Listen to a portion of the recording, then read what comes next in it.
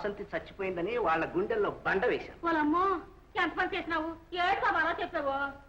నాకు దక్కని ఆ చక్కని చిలక మరెవరికి దక్కకూడదని, దక్కించుకునేదాకా వదలకూడదని.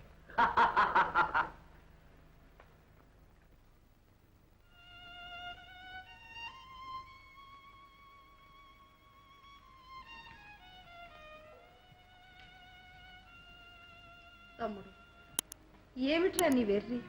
చదువుకున్నవాడివి, సంస్కారం ఉన్నవాడివి. చనిపోయిన ఎవరో ఒక పిల్ల కోసం నీ భవిష్యత్తును బలి చేసుకుంటావా? నా మాట విని వాసంతిని మర్చిపోనాయనా. అక్క, అది నాకు సాధ్యం కాదక్క. వాసంతి చనిపోవడానికి కారణం నేనేనక్క.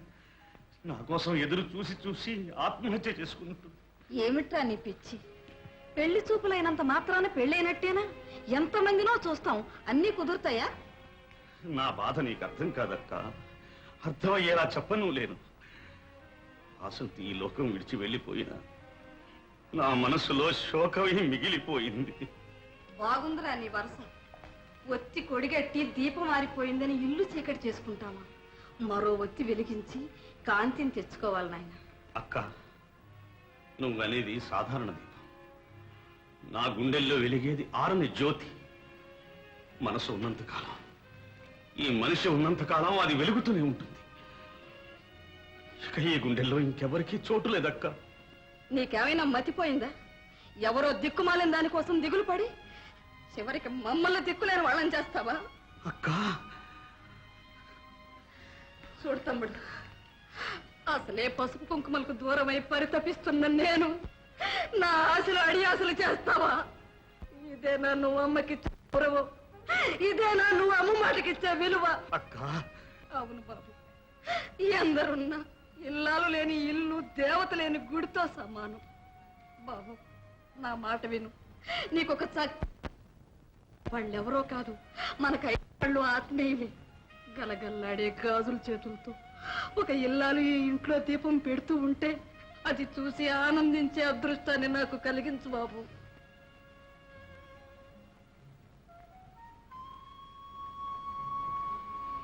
సరేనక్క, నీ ఇష్టం.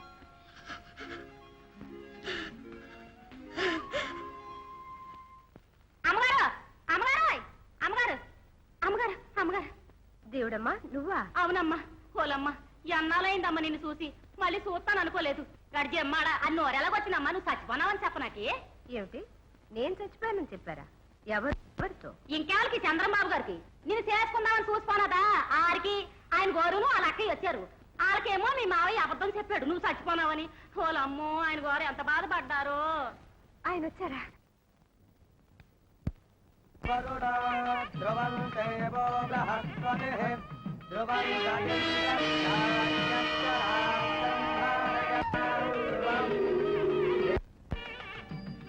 అయోమయ స్థితిలో ఇవాళ కాలేజీలో అడుగుపెట్టాను. నా పరువు కాపాడు, నన్ను తలెత్తుకునేటట్టు చేశాను. నీ రుణం ఎలా తీర్చుకుని? వడ్డీతో సహా ఏదో ఒక తీర్చుకుందు గానీ తీర్చకపోతే కోర్టులో దావా వేస్తాను. మనకు హార్టేగా కోర్టు. ఒక తల్లి కడుపున పుట్టకపోయినా అక్క చెల్లిలా ఉంది కదా మన అన్యూనత. లోతు తెలియని సముద్రం లాగా, అంతం లేని ఆకాశం లాగా కలకాలం మన స్నేహం కూడా ఇలాగే ఉండిపోవాలి.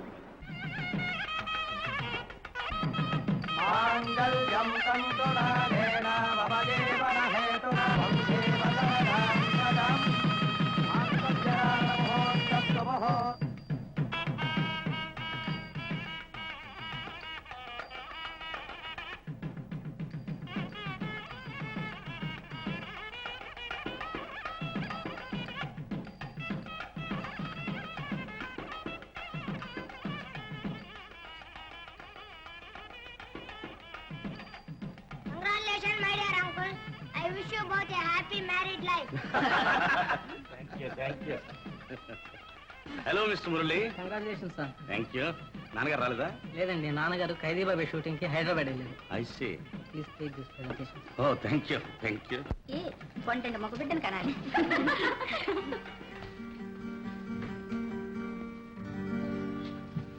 వాసంతి, వచ్చావా? వాసంతి, వచ్చా. కాస్త ఆలస్యంగా వచ్చా. దానికి నువ్వు రావడమే నాకు 10,000. మా అన్నయ్య చూసి కాశ్మీర్ నుంచి రాగానే నిన్ను కలుసుకోవాలని ఎంతో ప్రయత్నించాను, కానీ నీ జాడ తెలియలేదు. అనుకోకుండా పెళ్లి నిశ్చయమైంది. మన అనుకోనివి జీవితంలో ఎన్నో జరుగుతూ ఉంటాయి.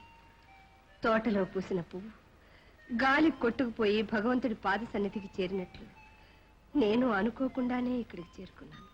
అందుకే మమతెక్కడో మనిషి అక్కడే అంటారు. అరే, ఇదేమిటి కన్నీరు? అదే ఏం లేదు, సంతోషం ఎక్కువే. అయితే నేను అదృష్టోత్తరాలని అంటావా? నిజంగా మల్లిక, ఆడదాని అదృష్టం అర్థంగా అయినప్పుడే బయటపడుతుంది. నీ అదృష్టం అందరికీ రాదమ్మా. అందరూ అదే మాట. వాసంతి, మా ఆయన పెద్ద లాయర్. అలాగా? కోర్టులో ఆయన ఏ కేసు చేత పట్టినా ఓడిపోవటం అంటూ లేదట. త్వరగా ఢిల్లీ వెళ్తున్నాం. బహుశా అక్కడే ఉండిపోతామో ఏమో. మళ్ళీ మన ఇద్దరు ఎప్పుడు కలుసుకుంటాము. అరే, ఇదేమిటి ఇక్కడ నిలబడ్డా? రా, లోపలికి వెళ్దాం. రా వాసంతి.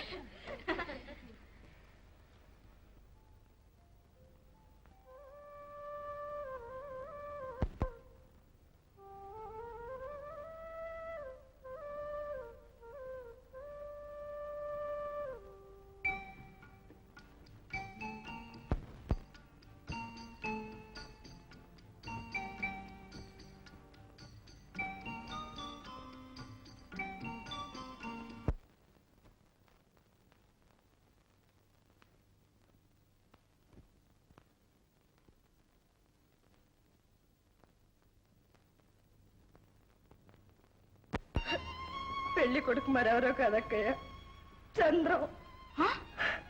చంద్రమా? ఇంతకాలం నువ్వు ఎవరి కోసం ఎదురు చూస్తున్నావు? ఆ చంద్రమా? వాసంతి, నువ్వు అనేది నిజమేనా? నిజమే అక్కయ్య, నిజమే. ఎంత పని చేశావు వాసంతి? అసలు ఆ పెళ్లి ఎందుకు ఆపలేదు? ఎంత మంచి అవకాశాన్ని చేతుల్లోనే పోగొట్టుకున్నావు. అసలు నువ్వు అతన్ని ఎందుకు అడగలేదు? ఇంతకాలం మీకోసం కాచుకోనున్న నాకు అన్యాయం చేసి మరో ఆడదాన్ని మీరు ఎలా పెళ్ళాడతారు? మీ చేతిలో ఉండే తాళి బట్లు నా సొంతం. కట్టండి అని నెల వంచాల్సిందే కదా. ఏం పని చేశావమ్మా? అది కాదక్కయ్య, ఆయన నన్ను ఎంత మాత్రం మోసం చేయలేదు. నేను చచ్చిపోయానని మావయ్య అబద్ధాలు చెప్పేట. ఈ పాపానికి ఒడిగట్టాడా? మావయ్య మాటలు నమ్మి ఆయన మరొకరితో పెళ్లి కొప్పుకుని ఉంటారు. ఆయన వచ్చారని విని ఎంతో ఆశతో వెళ్ళాను. ఆయన పెళ్లి పీటల మీద చూడగానే సగం చచ్చిపోయాను.